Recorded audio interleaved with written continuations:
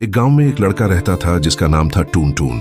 वो दिखने में थोड़ा अजीब था, इसीलिए गांव के कोई भी लड़के उसके साथ नहीं खेलते थे। लेकिन उसी गांव में एक और लड़का रहता था जिसका नाम था राय स्टार। वो हमेशा टून टून के साथ खेला करता था। टून टून जब भी कोई खाने की चीज लाता तो वो राय स्टार को जरूर खिलाता और राय स्टार भी ऐसा ही करता। दोनों बहुत अच्छे दोस्त थे। उसी गांव में एक लड़का और रहता था जिसका नाम था व्हाइट 444। वो हमेशा टून टून का मजाक उड़ाता रहता था।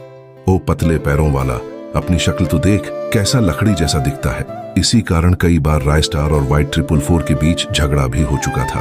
एक दिन राय स्टार शाम को अपने घर पर बैठा था, तभी सामने से टून टून दौड़ते हुए आया और बोला। राय स्टार में रोज की तरह आज भी अपनी बहन पीहू को कॉलेज छोड़कर आया था। उसने कहा था, भैया आज एक्स्ट्रा क्लास है तो आज मेरी छोटी थोड़ी लेट होगी, आप मुझे लेने मत आना।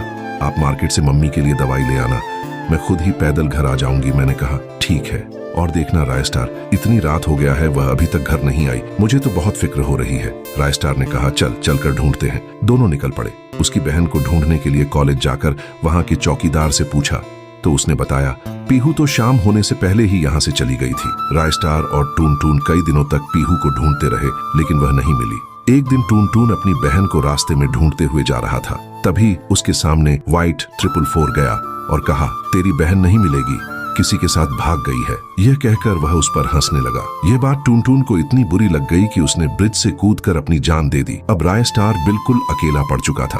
एक दिन वह अपने घर में लेटा हुआ था, तभी उसे एक आवाज सुनाई दी। उसने सामने देखा तो पीहू की आत्मा खड़ी थी। उसने रोते हुए कुछ ऐसा बताया जिसे सुनकर राय स्टार की पेड़ों तले जमीन खिसक गई। तो दोस्तों, पीहू ने क्या बताया और अब आगे क्या